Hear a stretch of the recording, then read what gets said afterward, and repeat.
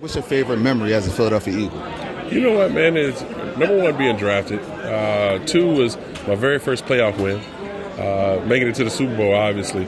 And at the end of it, man, just having my number retired. You know, how many people can say their number's been retired by any organization and nobody will ever wear their number again? That's amazing. You know, it says a lot about the things we were able to accomplish here. Only, 5 jerseys, I think, have been retired, 6. And to have yours a part of that, it's wonderful.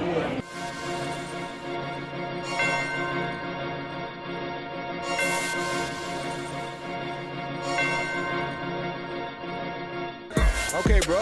What you want to know? Yeah. I'm blessed, you know what I mean? I thank God every day, you know what I mean, for me being in this position. Great entertainer, great on the mic, and then even a great worker. I tell you, could beat me one-on-one?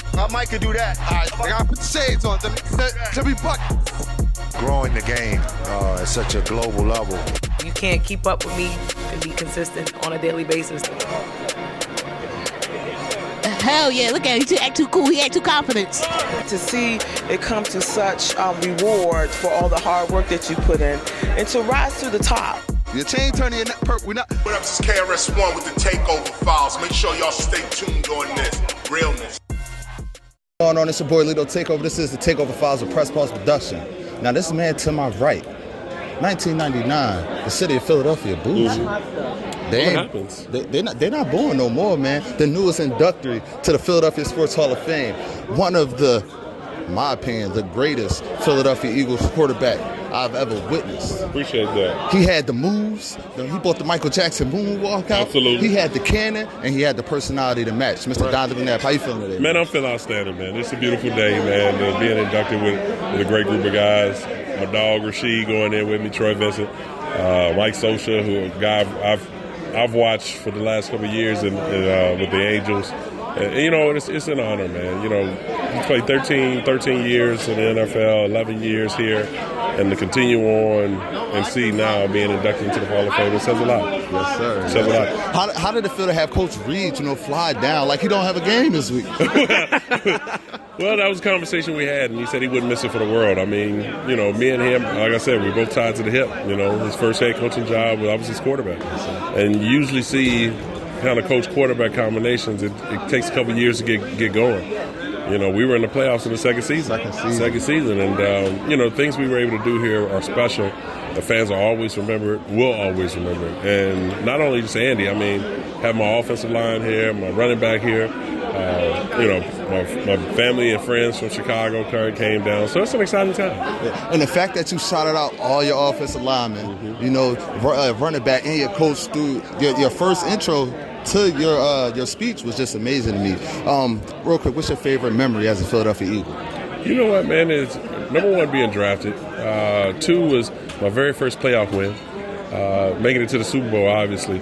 And at the end of it, man, just having my number retired. You know, how many people can say their number's been retired by any organization and nobody will ever wear their number again? That's amazing. You know, it says a lot about the things we were able to accomplish here. Only, 5 jerseys, I think, have been retired, 6. And to have yours a part of that, it's wonderful. Man, last question, because I can have you out here for hours, man. Last question. Now, you got choked up when you spoke about your kids, your 4 kids, man. Just tell us how important that is to have a strong foundation at home, especially being an athlete. Well, you know what? Legacy is important because it gives your kids something to strive for, to motivate them, inspire them, to let them know, hey, you know what? Dad's just not a guy that you wake up and see every morning, you know, take you to school, give you a couple words of encouragement every now and then. No, I've lived it. And I want you to be able to be prepared for any and everything that you'll be faced with. And I think for my kids, they are my rocks. You know, you look into their eyes and you see yourself. And you just try to prepare yourself and set a standard for them where they understand to follow that and good things can happen. And, you know, you can only be a mentor, you can only be a role model, you can only be dad. But at the end of the day, you're their shoulder to lean on. And that's what I want to be. That's it. Mr. Donovan McNabb, real quick, shout out my mom, Rose Jackson, because she told me I had to do this if I ever interviewed you. Okay. You still got that Michael Jackson kid? No, you know what? I had the sports hernia, so that tore it up. And then I had my knee surgery, so my knee kick ain't right. You know, but, moonwalking, I still can throw the hip and move. But I almost did it in my leathers now.